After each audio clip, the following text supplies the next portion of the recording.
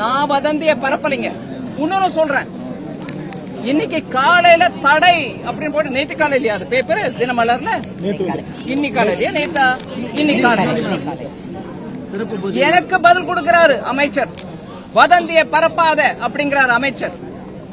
ஒரு பத்திரிகையாளர், நீங்க எல்லாரும் பத்திரிகையாளர் தான், ஆனா தினமலர் சொன்னா மாத்திரம் அது வதந்தி, மீதி பேர் சொன்னா வதந்தி இல்லைன்னா கூட ஏன் அந்த வதந்திக்கு உடனே பதில் கொடுக்கல அமைச்சர் சேகர் பாபு? இல்லைங்க, நான் அந்த நீங்க பத்திரிகையாளர் பொறுப்போட போட்டிருக்கணும், நீங்க அப்படி போட்டது தப்பு, நான் உங்களுக்கு வாக்குறுதி கொடுக்கறேன், அந்த மாதிரி ஆர்டரே கொடுக்கலன்னு சொன்னா மக்களுக்கு சொல்லுங்க.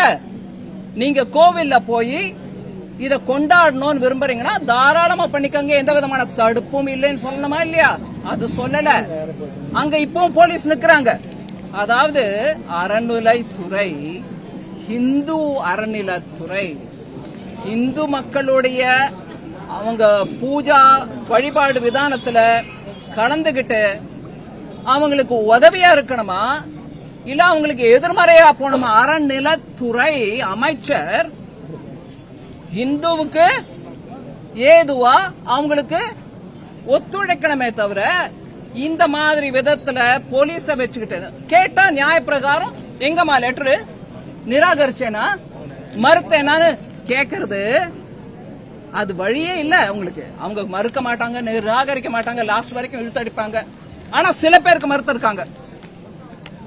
ஆனா போலீஸ் மாத்திரம் எல்லா இடத்துலயும் வச்சு நீ டிவிய போடாத, கரண்ட் கனெக்ஷன் கொடுக்காத, சில இடத்துல அந்த எல்இடியை சப்ளை பண்ற சின்ன சின்ன தம்பிங்க பாவம் தொழில் நடத்துறாங்க, அவங்க எல்இடி சப்ளை பண்ணி சம்பாதிக்கிறாங்க, அவங்கள மிரட்டுறாங்க போலீஸ். போய் யாருக்கு நீ கொடுக்குற எல்இடி, நத்திங் டூயிங், நிறுத்து, பணத்தை கொடுத்துட்டு எல்இடியை கொண்டு வைங்கப்பா, அயோத்தியில பிரதமர் பண்றாரு நாங்க பாக்கணும்ன்றவங்களை கூட நிறுத்துறாங்க, போலீஸ் மூலமா நிறுத்துறாங்க.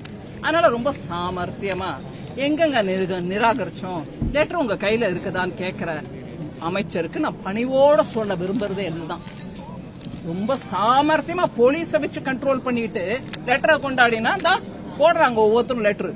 உங்க ட்விட்டர்லயே போடுறாங்க. எனக்கு வந்த செய்தி பிரகாரம் நான் படிக்கிறேன், கன்னியாகுமரியில இருந்து எனக்கு வந்துச்சு.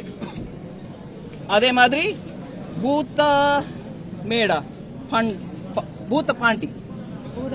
பூதப்பாண்டி, அதுக்கப்புறம்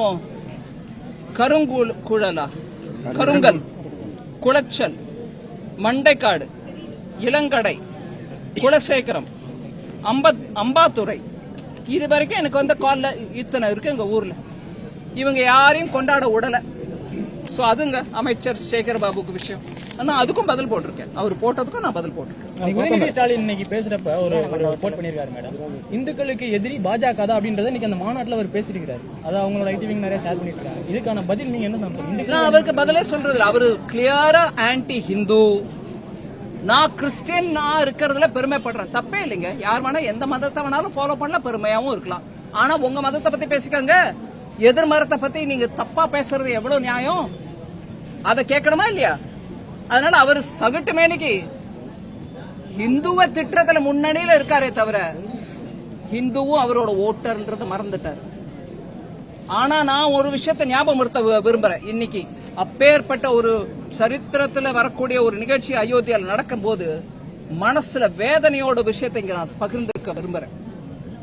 என்னோட சின்ன வயசுல பல ஊர்கள்ல நீங்க நாத்திகம் பேசிக்கங்க, இந்துக்கு எதிர்ப்புன்னு சொல்லிக்கங்க, ஆனா இந்துக்களுடைய ஆராத்திய தெய்வம் ராமர் மேல செருப்பு மாலையை போட்டு சுத்த வச்ச ஊர்வலம் பண்ணின கும்பலுங்க. அதனால அவங்க கிட்ட இருந்து வேற எதுவும் எதிர்பார்க்க முடியாது.